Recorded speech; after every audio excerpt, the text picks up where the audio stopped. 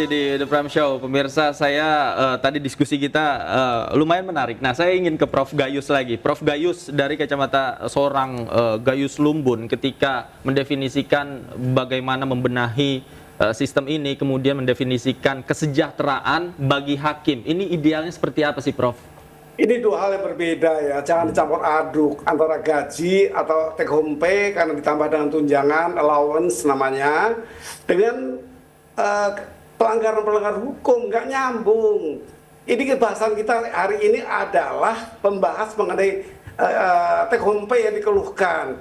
Kalau take home pay dikeluhkan, maka itu menyangkut kepada kesejahteraan. Kalau take home pay itu seperti yang Pak Rangga sampaikan tadi, dicukupinya, nggak naik motor, paling tidak, nggak usah mobil mewah, tapi asal kendaraan untuk keamanan. Itu kaitannya. Tapi kalau kita bicara integritas, kita bicara yang lain, itu adalah salah satu yang kecil bagi saya padahal. Karena itu dampak-dampak yang jelas pada kepala saya mengenai teori-teori pelanggaran hukum. Ini masih bocor lagi nih.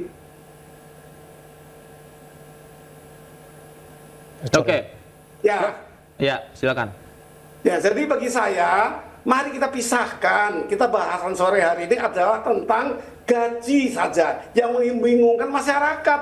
Gaji itu gaji fix, salary atau take home pay yang dilengkapi dengan tunjangan-tunjangan kemahalan kalau di daerah, tunjangan keamanan, tunjangan-tunjangan perumahan. Itu tunjangan-tunjangan yang nantinya berbentuk take home pay yang mencukupi membuat sejahteranya hakim. Tapi tentang pelanggaran hakim itu ada bahasan lain. Karena hakim dicukupi pun ada sebagian yang greedy tadi. Kalau ini kan baik ini saja Pak Presiden sudah bagus karena dia menutupi bainit dari hakim pemula yang setahun ke bawah. A misalnya itu cukup kan, dulu cuma 2.700.000, saya punya datanya ini, ditambah 28% itu menjadi 7 juta. Kalau 7 juta dipakai secara sederhana cukup. Nah ini cukup, tapi di level berikutnya hakim tinggi nggak cukup lagi kan di sana. Sekarang pun tambah itu sudah 37 juta untuk hak anggota, untuk pimpinan PT atau ketua PT 47 sudah cukup kali itu. Jadi kalau terjadi greedy, terjadi perbuatan melanggar bukan karena gaji, oleh karena itu jangan digabung. Itu hal yang lain. Itu yang greedy karena apa? Ada banyak lagi teorinya, setelah 3 tadi, by greed, by chance, itu ada lagi lebih luas lagi ketika sudah dicukupi tapi masih melakukan. Nggak nyambung untuk dibahas hari ini. Oke, saya ke Bang Rangga.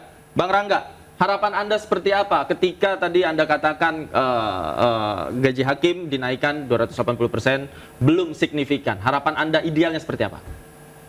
Gini ya, saya klarifikasi dulu. Saya tidak pernah mengatakan 280% tidak signifikan. Kalau gaji pokoknya iya, tapi kalau take home pay-nya itu sangat signifikan itu. Nah, juga saya klarifikasi yang masalah 30 juta tadi, hitung-hitungan kajian kami hanya kebutuhan dasar saja. Belum dengan yang lainnya gitu ya. Yang awal tadi bukan ya 30 juta juga. Enggak, itu hanya kebutuhan dasar saja yang kami hitung. Nah, harapan apabila take home pay seperti kata Prof Gayus tadi yang dinaikkan itu menjadi signifikan kenaikan. Zero toleransi terhadap tindak pidana korupsi bagi hakim. Apabila masih ada hakim yang melakukan korupsi, nah hakim yang memutus tidak lagi menjadikan alasan yang meringankan bahwa yang bersangkutan telah mengabdikan diri di negara sekian tahun, gitu. Itu menjadi hal yang meringankan. Enggak, malah menjadi hal-hal yang memberatkan kalau menghukum. Gaji sudah besar, kedudukannya sebagai hakim masih korupsi, ya dikasih hukuman yang sepadan dengan perbuatannya, gitu harapannya. Untuk pemirsa ketahui bagaimana pengadilan khususnya hakim beserta jajarannya lah ya, ada panitera, jurusita dan kesekretariatan memiliki peranan sentral di kehidupan berbangsa dan bernegara. Bayangkan saja kami di peradilan umum itu memutus sengketa dari maling sendal sampai dengan maling duit negara ratusan triliun, itu peradilan umum. dari maling pagar tetangga sampai dengan pagar laut, itu kami yang mengadili di peradilan agama. Bayangkan aja kewenangan yang besar mereka miliki. Sengketa-sengketa syariah yang investor triliunan misalnya masuk untuk berinvestasi di syariah Indonesia, itu diputuskan di peradilan agama. Begitu juga tata usaha negara, izin-izin tambang yang triliunan itu bisa dibatalkan oleh hakim-hakim peradilan tata usaha negara. Dan terakhir peradilan militer. Peradilan militer itu mempunyai peranan yang sangat sentral di sistem pertahanan negara kita. Itu untuk mengurusi demosi dan lain sebagainya. Begitu besar peranan kami. Kalau misalnya tidak mendapatkan penghormatan itu, kalau kami pribadi seperti saya katakan tadi, no problem, nggak butuh kami penghormatan. Tapi itulah kenyataannya. Bandingkan Singapura maju, kenapa Singapura maju? Karena gaji hakim di sana disetarakan dengan CEO perusahaan multinasional atau birokrat senior. Makanya Singapura maju. Gitu. Baik. Saya Bang Afon, jadi apa yang harus dilakukan oleh pemerintah untuk mesejahterakan hakim? Singkat saja. Ya harus di mapping ya.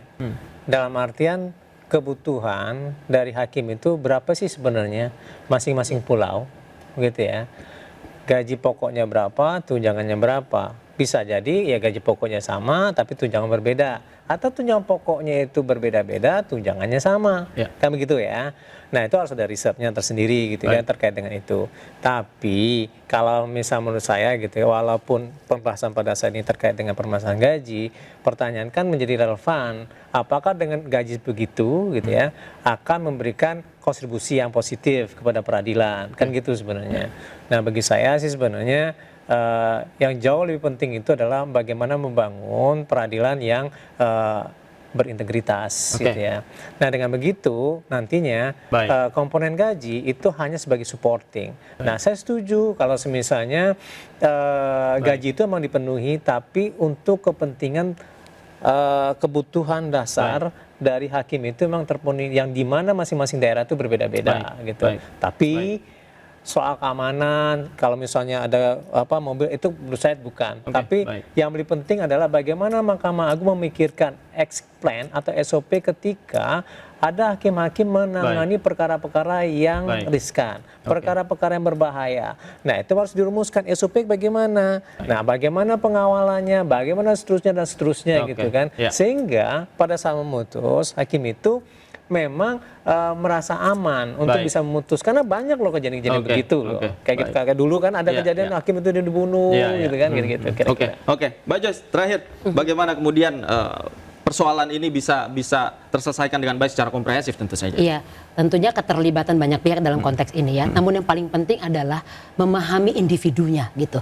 Selain kita tadi pemetaan soal kebutuhan, kita juga perlu memetakan apa saja kebutuhan innernya dia ini. Support system, keluarga dan sebagainya, kepastian jenjang karir, sehatnya relasi dengan banyak pihak, dan yang pasti adalah rasa aman dalam menjalani pekerjaan itu yang nomor satu. Itu kira-kira.